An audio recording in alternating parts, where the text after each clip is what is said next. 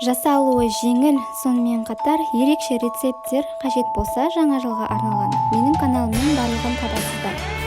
Ол жақта осындай өте дәмді шырша торты және де аяз ата салаты, сонымен қатар ерекше жылы жазылған салат, аяз атаның қолғабы салаты және де өте кішкентай дәмді мандаринки салаты.